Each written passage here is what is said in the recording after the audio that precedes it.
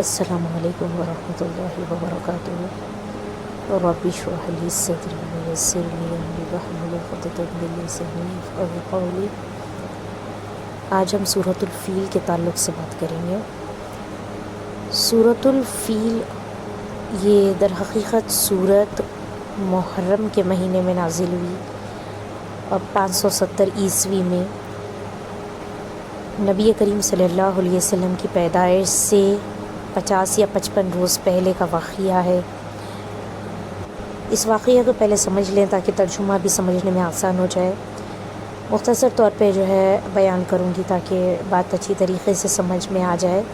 یمن کا گورنر ہوا کرتا تھا، اس کا نام ابراہا تھا، اور یہ اپنی بادشاہت پر اس کو بڑا غرور تھا، اور یہ سوچتا تھا کہ لوگ حج کے لیے، عمرہ کے لیے اس وقت بھی بیت اللہ جا رہے ہیں، ایسی زمین پر جو ریگستان ہے، کیونکہ ڈیزرٹڈ ایریا ہے نا سعودی عرب، تو ریگستان ہے جہاں کھیتی نہیں ہے، کچھ نہیں ہے، لوگ اتنی دور دور سے سفر کر کے وہاں پر جا رہے ہیں۔ تو اس نے چاہا کہ یہ کوئی عبادت گاہ بنائے جو لوگ بیت اللہ کو چھوڑ کر اس کی عبادت گاہ میں آئے۔ تو اس ارادے سے اس نے ایک کنیسہ بنایا، کیونکہ وہ عیسائی تھا، تو اس نے ایک کنیسہ بنایا اور بہت عالیشان کنیسہ اس نے بنا دیا، اور یہ یمن کے لوگوں پر ظلم کرنا اس نے شروع کر دیا کہ یہ بیت اللہ جا کر وہاں عبادت نہ کرے بلکہ اس کے کنیسہ میں کرے۔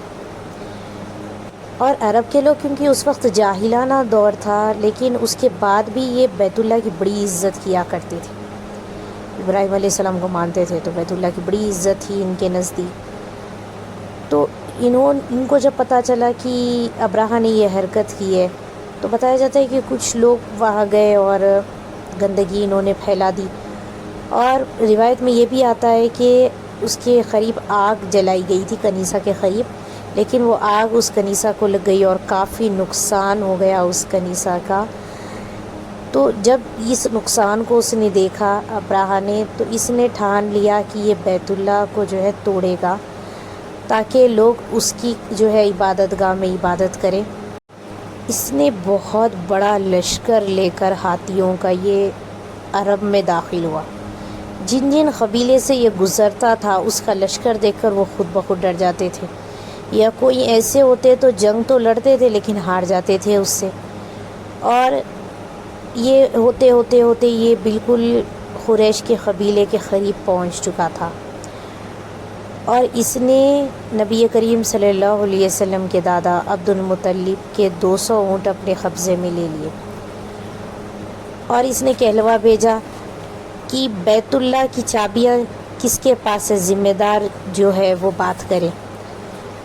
کہ یہ کہنے لگا کہ میں بیت اللہ کو توڑنا میرا مقصد ہے، جنگ لڑنا میرا مقصد نہیں ہے، تو لہٰذا ہم کو ہمارا کام کرنے دے۔ نبی کریم صلی اللہ علیہ وسلم کے دادا عبد المطلب نے جب دیکھا کہ اس کا لشکر اتنا ہے اور ان کے پاس نہ زرے ہیں، نہ تلواریں اتنے ہیں، نہ ان کا لشکر اتنا مضبوط ہے کہ وہ اس سے جنگ لڑ پائے، تو انہوں نے جا کر ابراہا سے کہا کہ وہ انہیں ان کے 200 اونٹ دے دے، کیونکہ وہ ان کے مالک ہے۔ اور رہی بات بیت اللہ کی، تو وہ فرمانے لگے کہ وہ اللہ کا گھر ہے اور اللہ اس کی خود حفاظت کریں گے۔ اور رات بھر عبد المطلب اور ان کے ساتھ قریش کے دوسرے سردار بیت اللہ کا غلاف پکڑ کر انہوں نے دعائیں کرنی شروع کر دی، اور صبح اللہ کی طرف سے معجزہ ہوا ہے۔ یہ جب وادی میں اترا ہے ابراہا لشکر کو لے کر، اچانک سے پرندوں کا جھنڈ آ گیا ہے۔ پرندوں کے جھنڈ کو کہتے ہیں ابابیل۔ صحابہ فرماتے ہیں کہ ایسے پرندے تھے کہ آج سے پہلے ایسے پرندے کسی نے نہیں دیکھے تھے۔ کبوتر سے کچھ کم تھے سائز میں اور سرخ رنگ کے تھے۔ یہ پرندے، ہر پرندے میں 3 کنکریاں تھیں، ایک اس کی چونچ میں اور 2 اس کے پنجوں میں، اور یہ ایک ساتھ جھنڈ آ گیا پرندوں کا، اور یہ ہاتھی والوں پر چھا گیا، اور ان پر کنکریاں پھینکنی انہوں نے شروع کر دی۔ یہ جیسے کنکری پھینکتے تھے تو وہ ایسے ہو جاتے تھے جیسا کہ جن پر بھی کنکری پھینکی جائے جیسا کہ کھایا ہوا بھوس ہوتا ہے، یعنی ان کا جسم گلتے ہوئے یہ مر جاتے تھے۔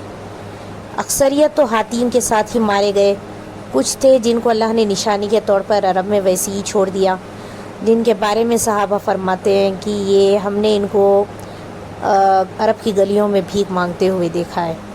اور کچھ ایسے تھے جیسا ابرہہ خود تھا کہ اللہ نے اس کو ایک عبرت کے طور پہ چھوڑ دیا، اور یہ اپنے ملک جاتا یمن، اور وہاں جا کر جو ہے یہ جاتے جاتے جب اس کو موت آئی ہے تو یہ ایک نشانی ہو گئی کہ یہ بات دور دور تک پھیل گئی کہ اتنا بڑا معجزہ پیش آیا ہے، اور اس معجزے کی وجہ سے قریش والوں کی عزت نہ صرف عرب میں، عرب کے آس پاس کے پڑوسی ملکوں میں بھی جو ہے ان کی عزت بڑھ گئی کہ ان کی وجہ سے اللہ نے اتنا بڑا معجزہ پیش کر دیا۔ در حقیقت اس معجزے کا آنا نبی کریم صلی اللہ علیہ وسلم کی آمد تھی کہ آپ صلی اللہ علیہ وسلم دنیا میں تشریف فرمانے والے ہیں۔ ایک تو یہ تھا کہ خود نبی کی آمد کی طرف سے اللہ کی طرف سے اشارہ تھا کہ یہ اتنا بڑا معجزہ ہے کہ نبی اب دنیا میں تشریف لانے والے ہیں۔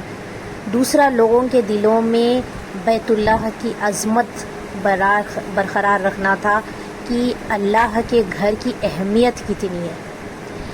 اور تیسرا یہ چیز کہ اسباب سے ہٹ کر بھی اللہ کی طرف سے معجزات ہوتے ہیں، یہ چیز بتانا تھا۔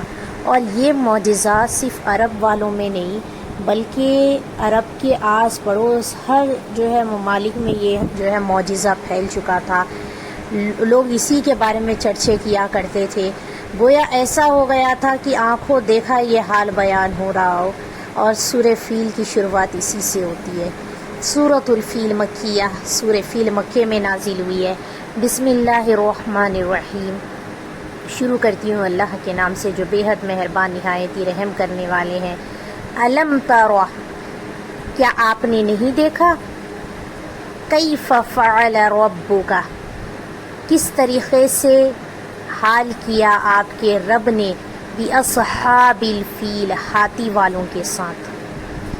الم یجعل، کیا نہیں اس نے کر دیا کیدہم، ان کی چال کو، کیا چال تھی ان کی بیت اللہ کو توڑنے کی، کیا اللہ نے نہیں کر دیا ان کی چال کو؟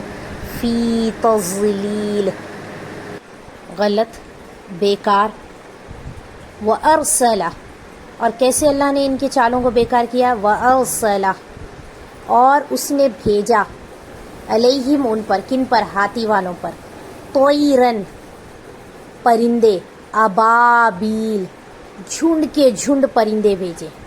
اب یہ پرندے کیا کرتے تھے؟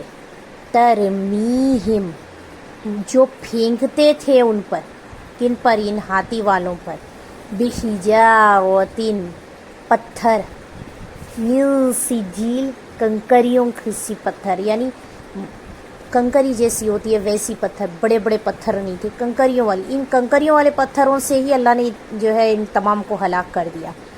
فجعلہم، تو اس نے کر دیا انہیں، کعصف، بھوسے کی طرح، مأکول، کھائے ہوئے بھوسے کی طرح ان کا حال ہو گیا۔ امید کرتی ہوں کہ آپ کو ترجمہ سمجھ میں آیا ہوگا۔ اللہ سے دعا ہے کہ اللہ رب العزت ہم کو قرآن مجید اچھی طریقے سے سمجھنے کی توفیق نصیب فرمائے، آمین۔ السلام علیکم ورحمۃ اللہ وبرکاتہ۔